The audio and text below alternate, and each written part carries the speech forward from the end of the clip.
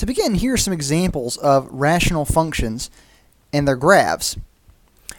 And while all of these functions look very different from one another, they have some commonalities, some similarities. And those are, some of them have vertical asymptotes, some of them have horizontal asymptotes.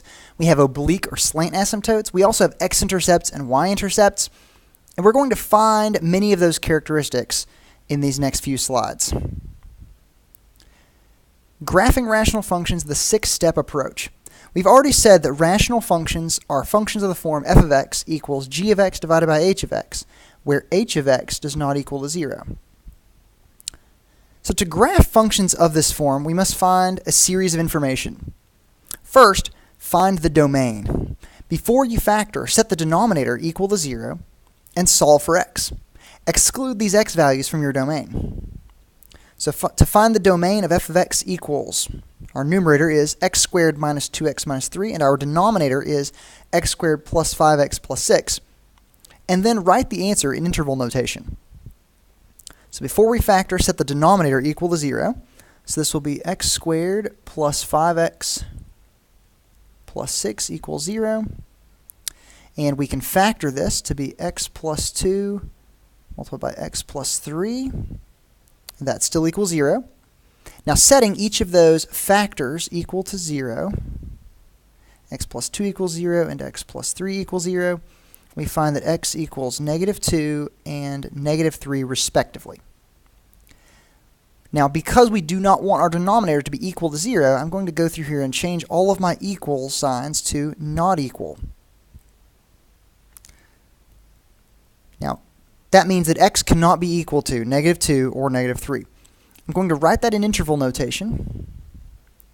My domain is minus infinity to minus 3, not including minus 3, so we use a parenthesis for both of those.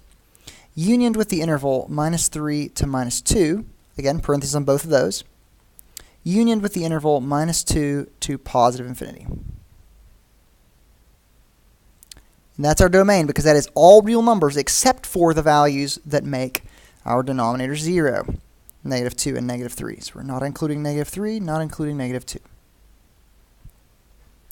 Step 2, find the x-intercept, or x-intercepts. After you factor and cancel, set the numerator equal to 0 and solve for x. Now notice this is the same function. So we've already factored the denominator as x plus 2 and x plus 3. And our numerator will factor as x minus 3 and x plus 1. Now there are no factors that cancel, but if some factors cancel, that actually tells you what are called removable discontinuities, or holes in your graph. But since nothing cancels, we are going to look at our numerator and set it equal to 0. Now the x minus 3 quantity multiplied by the quantity x plus 1, and that equals 0. Which tells us that x minus 3 equals 0 or x plus 1 equals 0, which means that x equals 3 or x equals minus 1. So those are our x-intercepts. We have the x-intercepts of 3, 0 and minus 1, 0. Again, x-intercepts are based off of our numerator. However, our domain and vertical asymptotes are based off of our denominator. Keep that in mind. Step 3, find the y-intercept. So let x equal 0 and then find y. We often write this as finding or determining f of 0. So f of 0 would be 0 squared minus 2 times 0 minus 3, all divided by this quantity. Let's change that to a plus 6. 0 squared plus 5 times 0 plus 6. Because our function is numerator x squared minus 2x minus 3, and our denominator is x squared plus 5x plus 6 still. Now if we evaluate those, the numerator becomes negative 3, and the denominator equals positive 6, which reduces to minus 1/2. So that our y-intercept is the point 0 minus 1/2 in this form. For our fourth step, we will determine a few different asymptotes.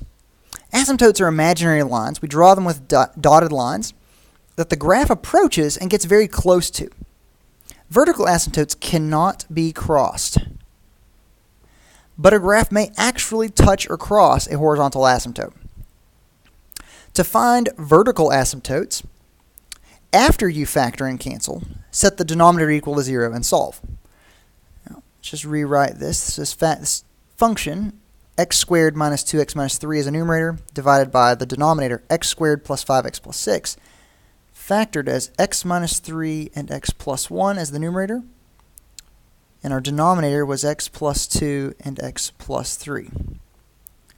Now, because our denominator is equal to 0 when x equals minus 2, or when x equals minus 3, and no factors cancel, these are our vertical asymptotes.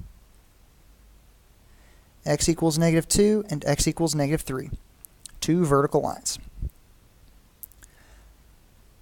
Part 5. To find horizontal asymptotes, compare the degree of the denominator with the degree of the numerator. You want to revisit these facts over and over again until they're ingrained in your mind.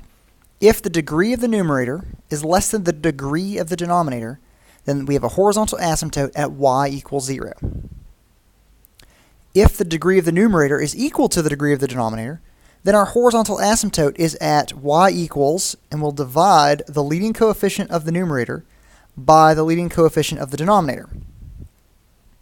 If the degree of the numerator is greater than the degree of the denominator, then there is no horizontal asymptote. And we have to move on to step 6 and look for oblique or slant asymptotes. So this function, same function, f of x equals numerator x squared minus 2x minus 3 divided by our denominator x squared plus 5x plus 6. With this, the degree of the numerator is 2. It is an x squared. That's the highest exponent. The denominator has a highest exponent of 2 as well.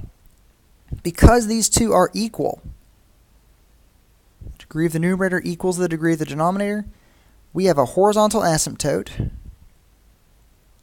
at y equals, and we'll take our leading coefficients, which are a 1x squared and a 1x squared, so we'll take 1 divided by 1, which is 1. So we have a horizontal asymptote at y equals 1.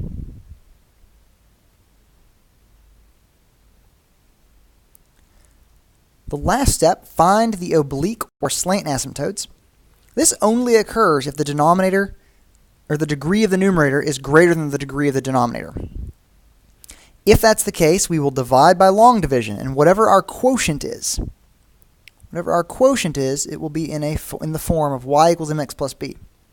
So the question is, does our function f of x equals numerator x squared minus 2x minus 3, with a denominator of x squared plus 5x plus 6, does it have an oblique asymptote? If so, what is it? If not, why doesn't it? Well, if we do long division with this, we actually will end up with 1 as a slant asymptote, which is it's a line, it's a horizontal line. But that is our y, or that is our the y value of our horizontal asymptote. The reason that we don't have a slant asymptote is because the degree of our numerator is not greater than the degree of our denominator. So let's say this. The degree of the numerator is equal to the degree of the denominator.